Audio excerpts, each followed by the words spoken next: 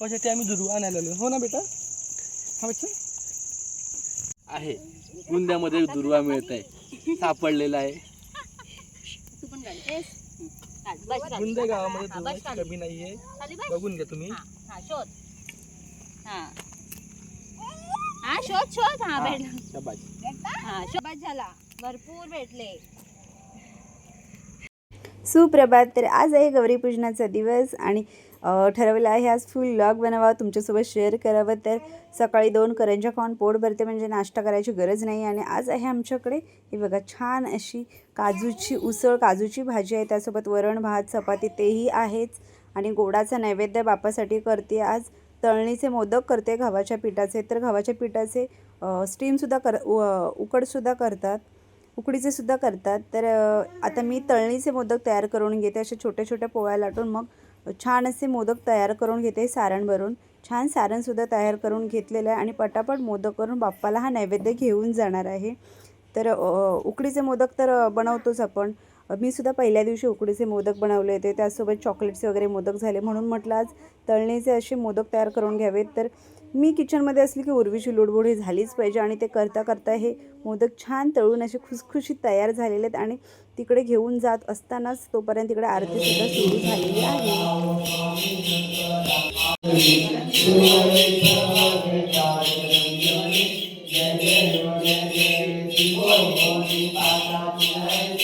तर इथे सकाळची आरती झाली आणि त्यानंतर नैवेद्य दाखवणं चालू आहे.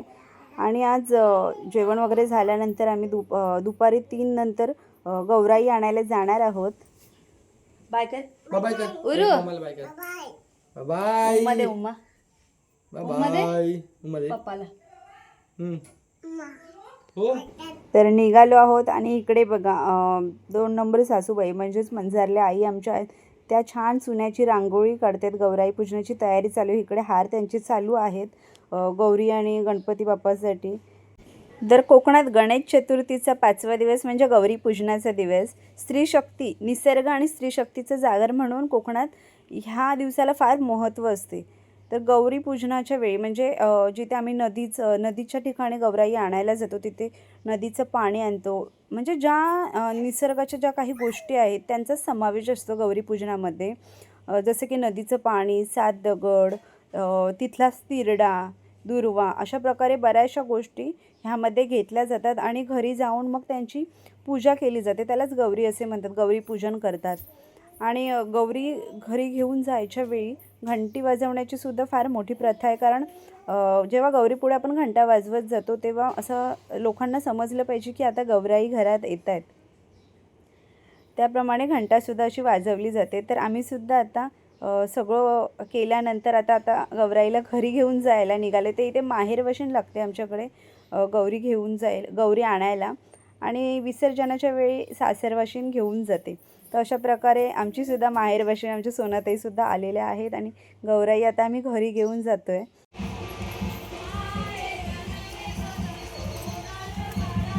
तर इकडे छान बायका गाणी गात जात आहेत. आणि तिकडे गौराई जशी जवळ येते तसे ढोल ताशांचा आवाज येते. सगळेजण गौराईचं स्वागत थाटामाटाने करतात.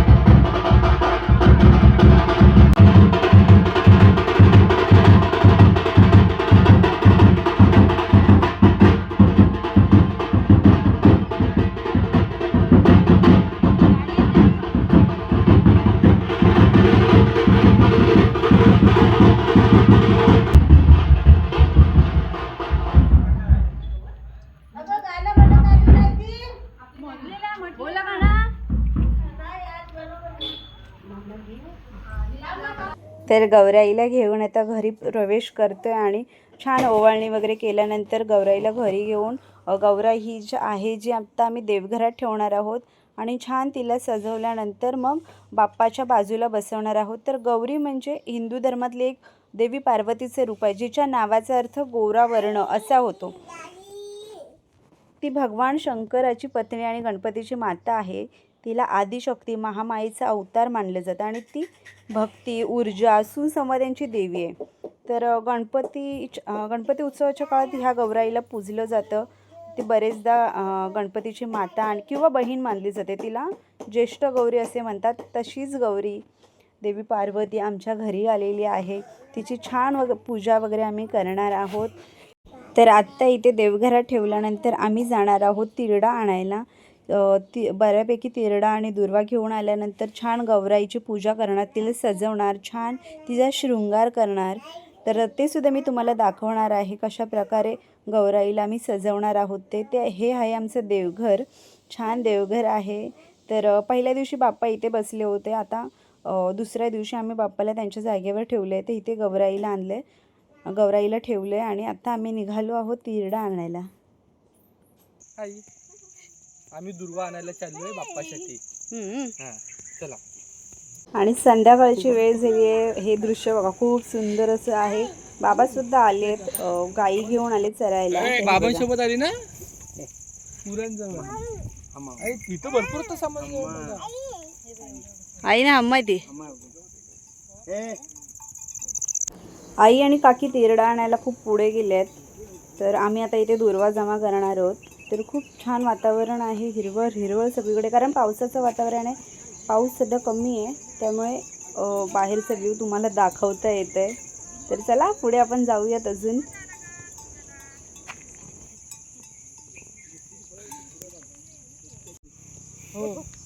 बघू किती दुर्वा भेटला. आणली होती एवढी मोठी पिशवी दुर्व्यासाठी. 20 दुर्व्यांची माळ. मम्मी जर बाजारातून घेऊन आले असते.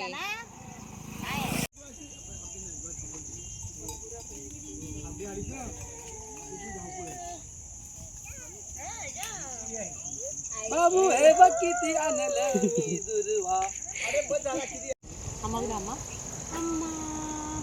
अरे काय हरवणार आहे. मधीशीचं त्यासाठीच आलो होतो. मधीजवळच नाही तिथं मस्त दुसतं.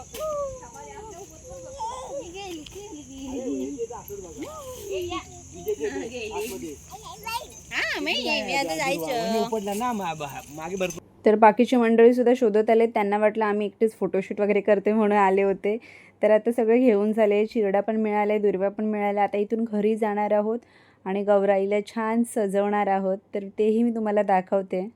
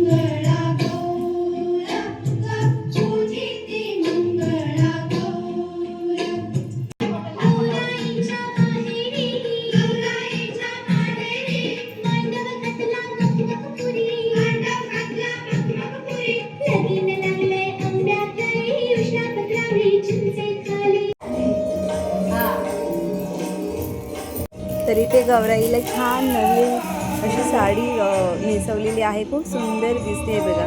पितळेचं हे मुकुट आहे आमच्याकडे आणि त्यासोबत भरपूर असे तिला दागिने वगैरे घालणार आहोत. हे बघा बोरमाल आहे, ठुशी आहे, मंगळसूत्र, बऱ्यापैकी सगळं घालून तिला आता नटवणार, सजवणार आहेत. मी तुम्हाला दाखवेन गौराईचा एकदम फायनल लूक कसा झाला आहे ते. तर वहिनी आणि मी दोघीजणी आम्ही इथे छान गौराईला सजवलं आहे. आईने आणि काकींची सुद्धा भरपूर मदत झाली आहे. ते सगळ्याजणी मिळून इथे असं बाप्पाला आणि देवीला सजवतो आहे.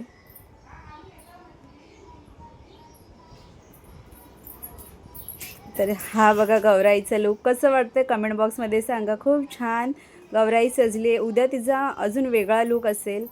तर गौराई तयार झाली. आता तिला तिच्या जागेवर स्नानपन्न करायचं आहे. बाप्पाच्या बाजूला आई ठेवणार आहेत, बसवणार आहेत देवीला. आणि मग आमची आरती आणि नाचगाणी तर होणारच. गौराईचा सण आहे म्हटल्यावर तर जागरणसुद्धा करायचं, छान नाचगाणी करणार आहोत.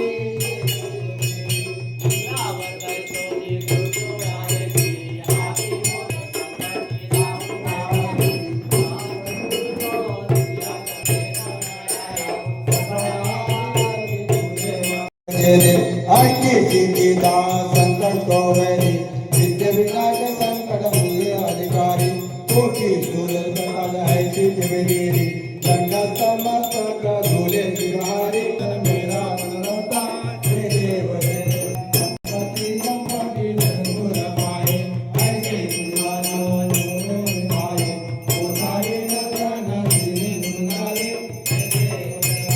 मोरिया रे रखा मोरिया रे